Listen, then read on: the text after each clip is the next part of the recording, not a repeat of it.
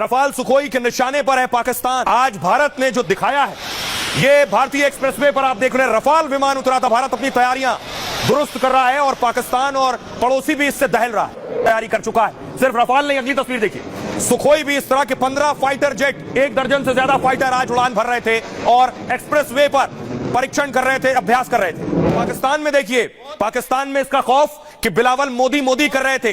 Rally में कई बार मोदी का नाम लिया। मोदी ने कि या इस सिंधु से पानी बहेगा या खून बहेगा। हवाई पट्टी पर दूसरी तरफ पाकिस्तान में सायरन बज रहे थे। पाकिस्तान में आपात स्थिति के लिए सायरन लगा दिए गए। सुनिए, पाकिस्तान ने सायरन लगा दिए हैं लोगों के लिए भी कि अगर भारत हमला करता है तो उन्हें अलर्ट किया जा सके। लेकिन दूसरी तरफ भारत और हवाई योद्धा जो है वो दिखा रहे थे अपना दम। जहां ये हवाई जहाज और ये फाइटर उतारे गए, ये कहां निशाना लगाएंगे। शाहजहांपुर में हवाई पट्टी थी, वहां उतारा गया।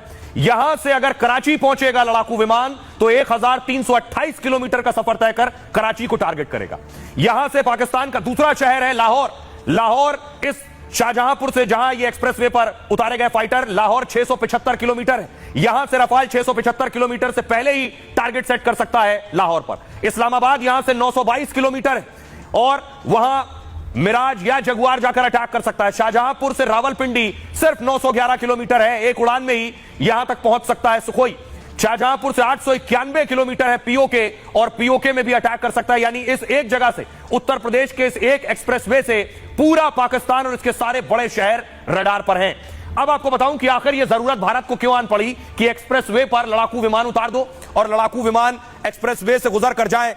पाकिस्तान तक ये तस्वीरें जा रही हैं।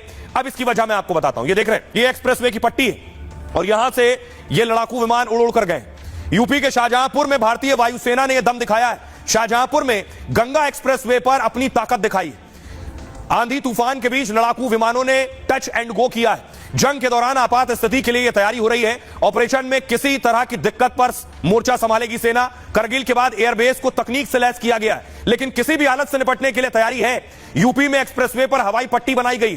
जंग के हालात में इन हवाई पट्टियों का इस्तेमाल किया जाएगा। दुश्मन क्या करता है, युद्ध की हालत में एयरबेस को निशाना बनाता है।